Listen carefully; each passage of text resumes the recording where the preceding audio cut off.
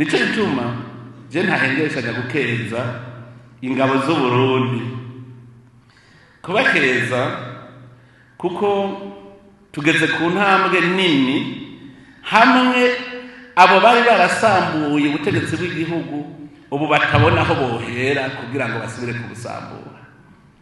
Ikimenyetso ntarengwa ni ikimenyetso c'ibyabaye mu 2015. Je bijya ndemeza ko ari Imana yabigize kugira yereke abarundi n'amakungu batarategera aho tugeze babone neza aho tugeze.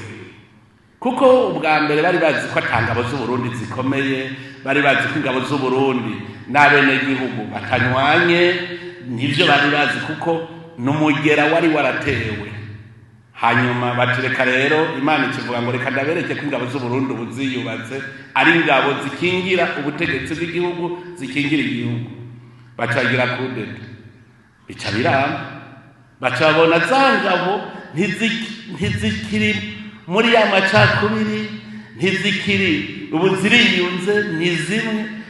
Rero burya Imana yabiretse bijya ngo bibeho kugira ngo ivyanditswe bibe. Burya natwebwe rero bajya baduhemukiye mu 2015, hajya Imana yabiretse kugira ngo amakungu n'abarundi babone ko ingabo z'u Burundi buzabaye ingabo zikingira igihugu n'ubutegetsi bw'igihugu. Hanyuma barareka abo bahemu, barabahemu kujya kwa Yuda, mugabo kugira ngo ivyanditswe biranguke ngo bazogira kudeta muga ntizoshoboka. None Imana ica mu nzira nyinshi cyane.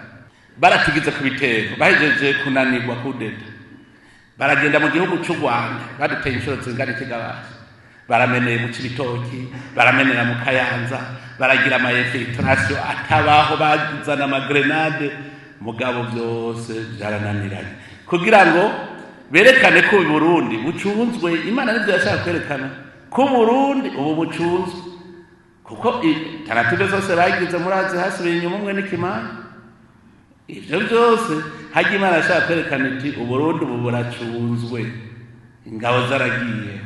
Hanyuma ikindi Imana yashaka kwerekana, baje bitwaje ya macakubiri ya kera ngo bacanishemwe abarundi, abene igihugu bacanemwo basubiranemo. Imana yashaka kwerekana yuko uba abarundi bamaze gusubiza hamwe, bagize ubumwe, none barabishoboye, vyarahase.